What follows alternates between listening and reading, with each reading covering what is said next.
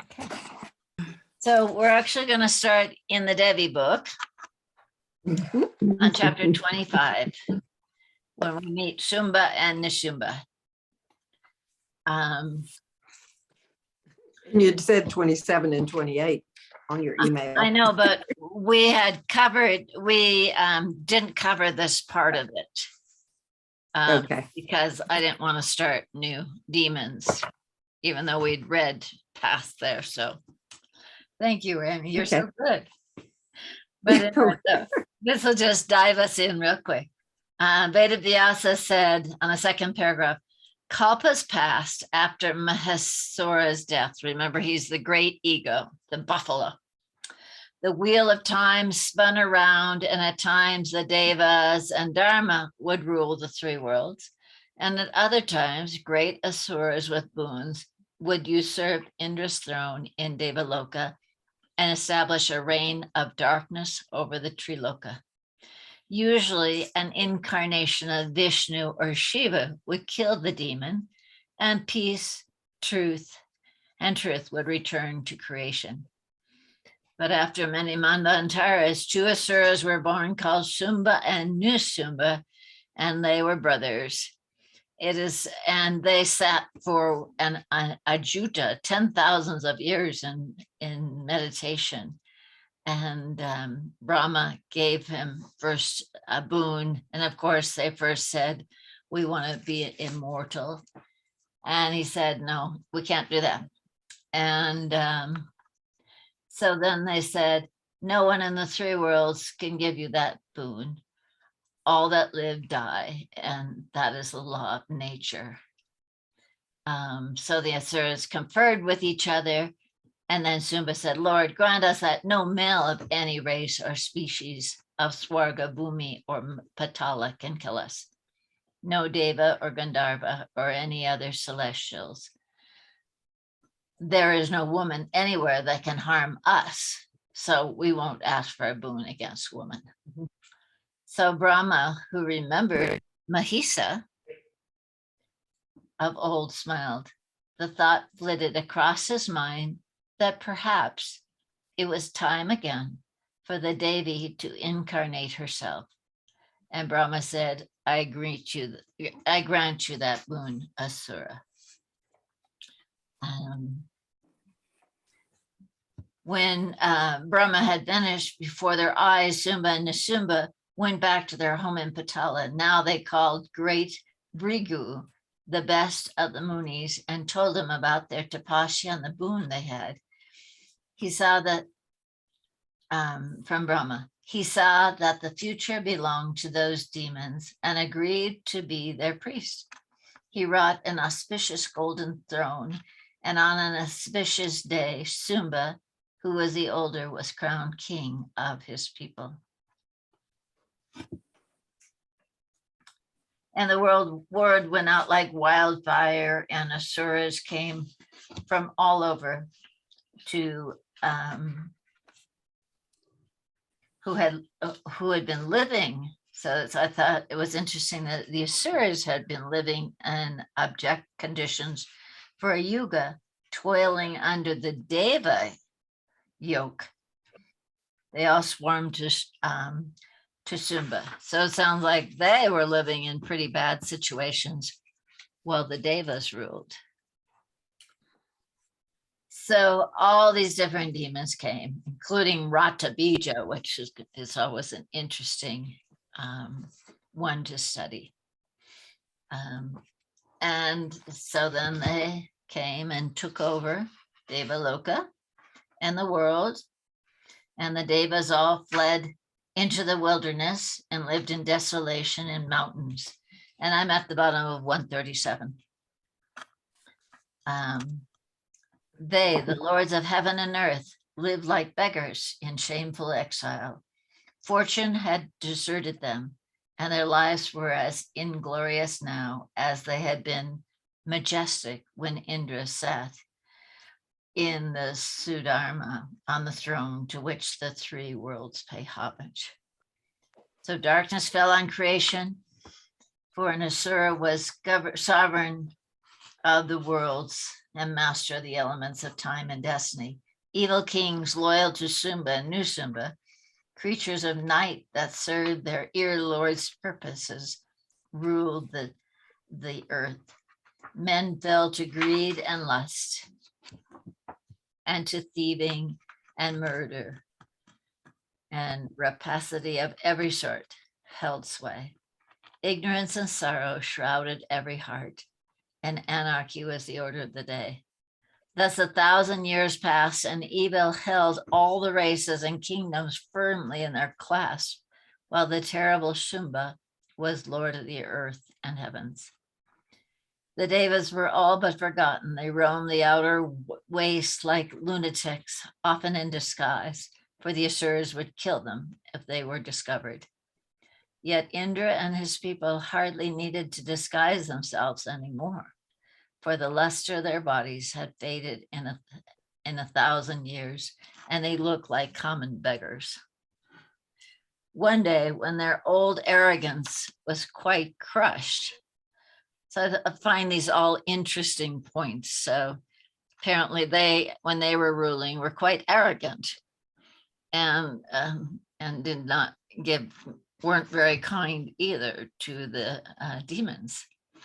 So one day when their old arrogance was quite crushed and abject despair seized them, the Devas came to their guru, Brihaspati, in a pitiful throng, and Indra said, "Master, save us, we are in hell. Perform some potent yagya that we may vanquish the demons." Their wise guru said with a smile, "Yagyas and mantras are helpless against destiny. Ah, you are the very Devas whom the mantras and the yagyas invoke. And look at you, now that fate has turned against you."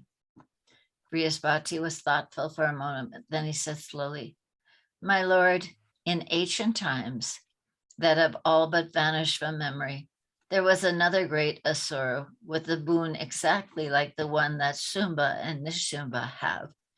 So many ages have passed since then that I think you have forgotten even the name of Mahesura. So many yugas have passed that the immortal Devas had indeed forgotten Mahisa, but Indra remembered something. Wasn't he the demon who was a buffalo son? Yes, and he too couldn't be killed by any man of any race. Then how did we kill him? You worshiped the Divine Mother, and she appeared on her golden beast and killed the Asura for you." The Devas remembered now. Brihaspati went on, "Only the Devi can help you. You must worship her. I can feel it in my blood. It is time again for her to incarnate herself, for I fear men have forgotten her.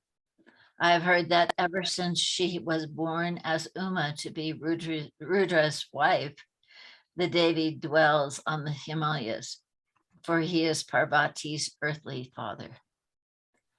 The Devas bowed down to their sage master and took themselves to the White Himalayas, where they sat in meditation at the cave mouth within which they had been told by some munis that the Devi dwelt. Without pause, they chanted her beach mantra, that the blessed hymn. They became immersed in that pristine syllable that is verily the Devi herself. The Devas forgot themselves in their worship at times. Spontaneously, praise of the Devi would flow from one or the other's lips, while he who spoke was unaware that he had spoken. Suddenly Indra would exclaim in rapture, "O Devi, mercy and forgiveness are but thy manifestations." Or some weeks later, Agni would cry, "Thou art the seed of the universe, the beginning and end of all things." Or Varuna would whisper a vision he had, "Mother of galaxies, mother of the three fathers of time." Vayu would breathe, "The worlds have forgotten you, Bhagavati, come amongst us again."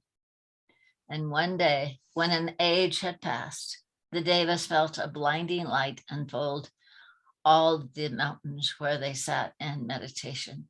They opened their eyes and saw the goddess before them, Ah, she was young. Hers was the loveliness that defines beauty. Hers was the light from which all other lights flowed. She smiled at them so their hearts were swept with bliss and said in a voice like a rumbling cloud, "Whom are you calling so desperately upon this mountain of the earth? Why are you here and not in your heavens?" The ones of light were all aquiver at her presence of grace, at her stunning beauty, and at her salvational voice. They said to her in awe, in huge love, "Devi, Bhagavati, Sumba, and Nishumba torment the worlds. They have cast the Devas out of Devaloka and rule the three worlds in our place. Evil stalks creation, and demons like Ratabija, Chanda, and Munda hold sway over time and the elements.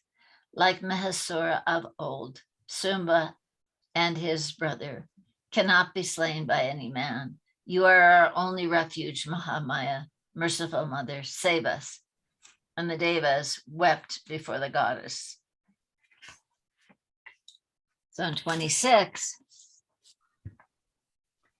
when the mother of the universe, chapter 26, saw the abject condition of the Devas, she also had tears in her fathomless eyes. Suddenly a great rage seized her.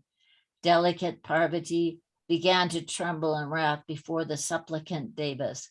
Ah, her body shook so violently that the mountains quaked beneath her feet, and it seemed that the sky would fall and time end. Her roars echoed across the earth, and then the strangest thing happened to her as the Devas watched. At her shaking and roaring from the exquisite goddess' tender body sprang another female form. This was the fair Ambika, whose name would be legend across the three worlds throughout eternity. She was beautiful, past imagining, and fearsome too.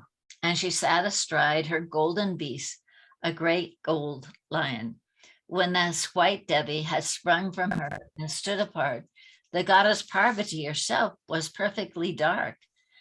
She was as black as the cosmic void where no lamp of any star burns. That black Devi, whom Parvati became when she extruded Ambika, was called Kalika, and Kalaratri, the night of destruction, who is Durga, the goddess who is well nigh impossible to attain and who fulfills every desire. They stood there, the two Devis, one dark and one fair, both beautiful and dreadful, wearing resplendent silks and ornaments, and bearing fearsome weapons in their fine hands. The Devi Ambika said to the Devas, "Never fear, your enemies shall perish and you will rule again from Devaloka." Then she set black Kalika behind her on the lion, and they vanished. The Devis flew up into Indra's Amravati, lambent city of the heavens, where now the terrible Shumba ruled. They flew straight into the immortal garden of Nandana and stood under the white Parijata. There the Devi Ambika began to sing softly to Kalika in such a sweet voice that all the wonderful birds and beasts of that garden were enchanted. The birds in the living trees began to sing the goddess's song, for they knew that this is where their own songs came from. The deathless beasts of the garden crowded around the Devi and laid their heads in their hands. Why, that song pervaded all creation, and far away the Devas thrilled to hear it and quivered in hope.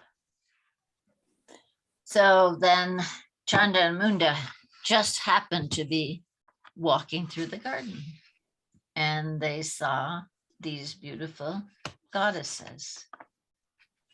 And when they saw her, they bowed low and then went off to Shumba, their king. And he said to them, "Lord, a woman from the Himalayas has arrived in your garden. She is mounted on a golden lion, and she is so beautiful that even Kamadeva, the god of love, would fall in love with her. Lord of the worlds, she is fit to be your queen. First discover whose daughter she is and why she has come here, then take her for your wife and spend your days in bliss. So that's what's happening. And of course, Shumba is very interested. And he says, I'm keen to be with your queen, Asura. Yet there is one condition. Oh, I'm sorry. So he sends Chanda, or he sends one of his messengers there to talk her into marrying the king, Shumba. But when he does, she says to them, I am keen to be your queen, demons. Yet there is one condition I must make before I wed.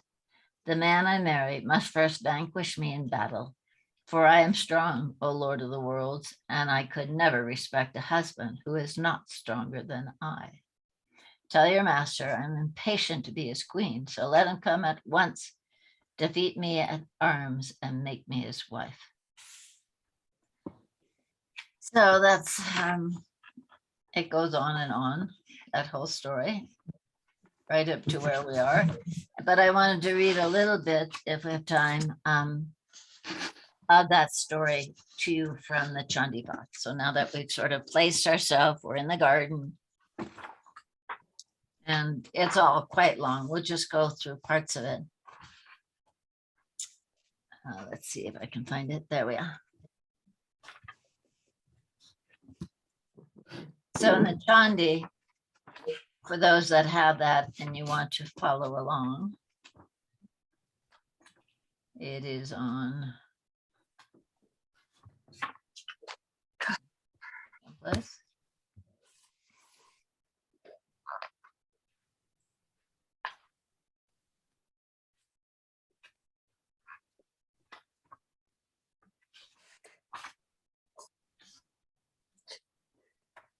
So it's on page 194.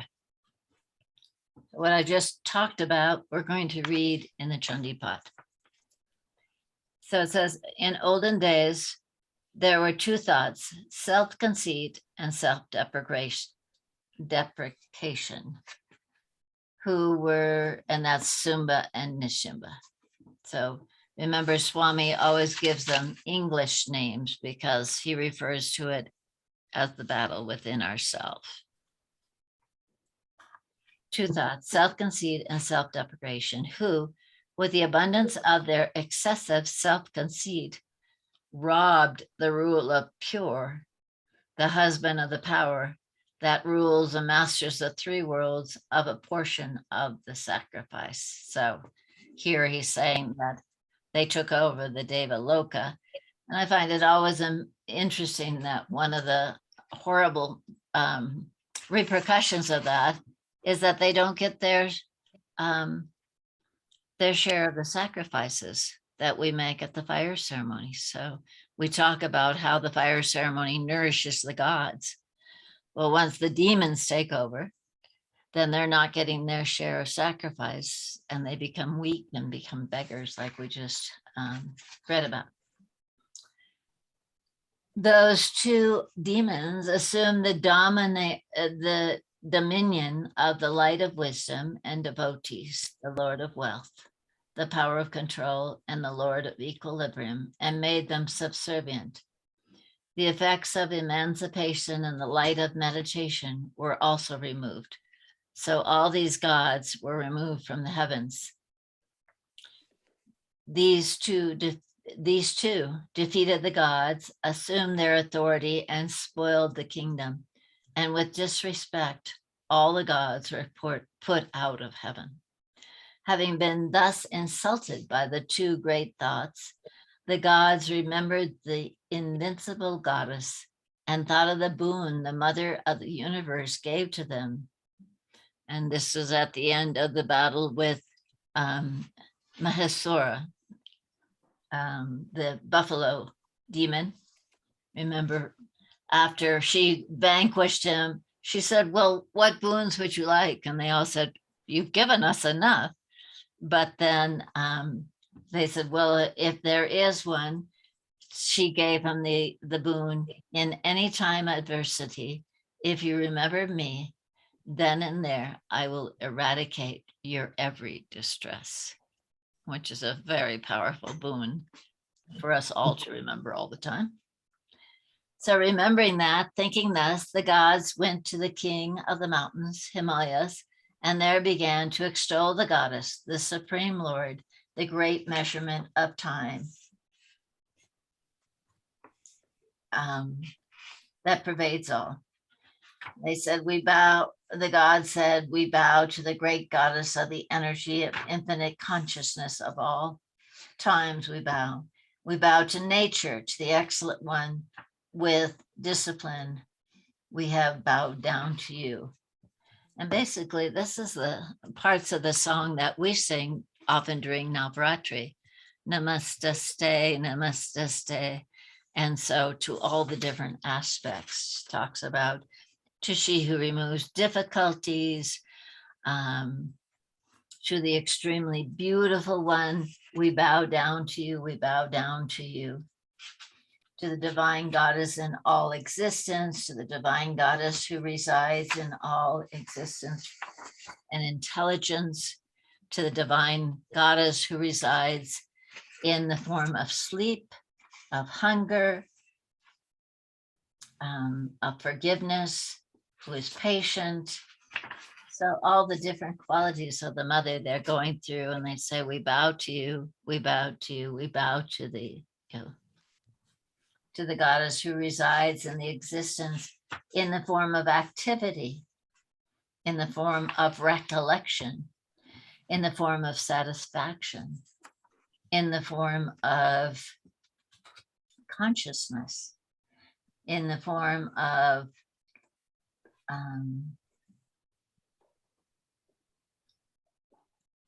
all the senses and pervading all existence.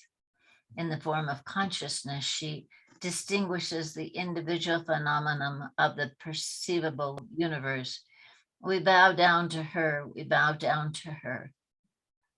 In days of old, all the gods led by Indra, the rule of the pure, sang these verses of praise for the purpose of accomplishing their desired objective of surrendering the ego in the light of wisdom. And for many days that service was rendered. May she, the seer of all, the Lord of all, the source of all good, perform similarly for us all auspicious things by putting an end to all of our distress. We gods have been harassed by arrogant thoughts in the manner of humans. And at this time, all of us gods bow down to the mother, who when bowed to with devotion and remembered in a physical image, immediately terminates our every adversity. Your Highness, just as the gods were singing that hymn of praise, the goddess came there to bathe in the Ganges. That supreme empress with beautiful eyebrows asked the gods, whose praise is being sung here? Then from within herself, an auspicious form manifested and said, self-conceit and self-deprecation, that's Shumba and Nishumba, two terrible thoughts have defeated the gods and insulted them. And so all the gods have collected here and are singing my praise. And as the mother of the universe emerged from within the goddess of nature, she is known in all the worlds as she who comes from within. After the manifestation of she who comes from within, the body of nature became dark and consequently became a goddess who dwells in the Himalayas, distinguished as the remover of darkness, Kalika. Thereafter, two servants of self-conceit and self-deprecation named Passion and Anger, this is Munda and Chamunda, I think, yeah, came and saw the extremely beautiful form worn by the mother of the universe. That's what we were just reading. Then self-conceit was told by them, "O great king, there is an excessively beautiful woman whose heavenly beauty is illuminating the Himalayas. Such an excellent form no one has ever seen before, O Lord. O Lord of thought, please find out who that goddess is and take her to be your wife. Of all women, she is a jewel. Her every limb is very beautiful, and the radiant splendor of her body is illuminating all direction. She is present there. You should see her. Lord of the three worlds, jewels, gems, elephants, horses, the best of all, shine in your house. Therefore, you should take her." And so, Lord, of all the jewels that you've taken in the best and most excellent, and all the women, the finest jewel is the goddess of welfare. Why don't you bring her to your house? After hearing the words of passion and anger, that's Munda and Chamunda, self-conceit, Asumba, sent his, who appears to be a friend, a great thought as an ambassador to the goddess. He commanded him, explain all this to her and with sweet words, so that being pleased, she will quickly come to me and be my wife. Then the ambassador went to that very beautiful area in the mountain where the goddess was seated and spoke in tender honey-like words. O goddess, the king of thought, self-conceit, is the lord of the three worlds. I have been sent to him as ambassador to come to you. All of the gods have been defeated by him. No one can violate his order. Listen to the message he sends to you. The entire three worlds are under my authority, and all the gods obey my every command. I personally enjoy the share of every sacrifice. All the finest jewels in the three worlds are under my authority, and I have taken the jewels of elephants, the carrier of the gods, and the ruler of the pure. The jewel of houses and on are all mine. Oh, beautiful one, beyond that, as many beautiful jewels that belong to the gods or the heavenly beings now belong to me. Oh, goddess, we consider you to be the jewel of all women in the universe. Therefore, you come to us because we are the enjoyer of all jewels. You in constant gaze, come and serve me and my extremely valiant brother, self-deprecation, because you are the very essence of jewels. By fulfilling my wish, you will achieve great glory. Now use your intelligence to decide if you want to be my wife. And then remember what he says to her is, no, or actually she feigns that she would be interested in having him as her husband, but first he has to beat her in battle. So that's probably where we'll stop at this time. I mean, there's battle after battle that goes on now against all the different thoughts of too much and too little.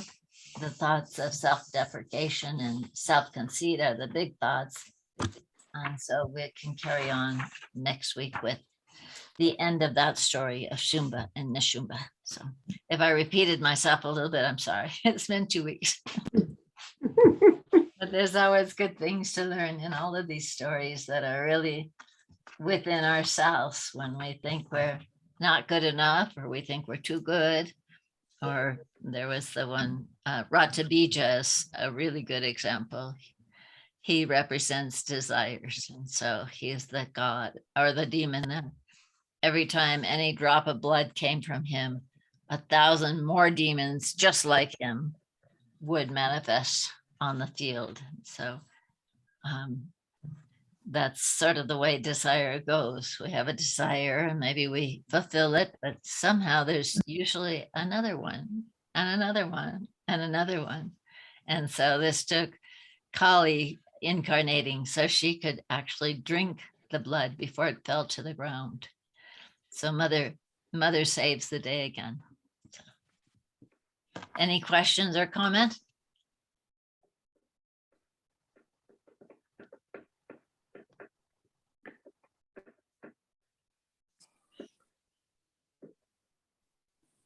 Okay, Just so we're clear, are we, reading. Oh, you got that book. Good. Yes, we spent the first half of the talk going through this. So yes, this is the book that I'm reading from. And then I often refer to this to sort of get a different explanation for some of the demons and the gods that we're meeting in this book. okay, but this is the retold, is that, Yes, that's the same as this book. okay. Yeah. Milby has that one, but it's just a different cover. Yeah, Exactly. Yes. okay. And that's what we read today. We covered some of the chapters, not all of the ones I said we would cover. I think we did, what did we do? Annie, 25, 26, 27 or something. 7. Yeah. Okay,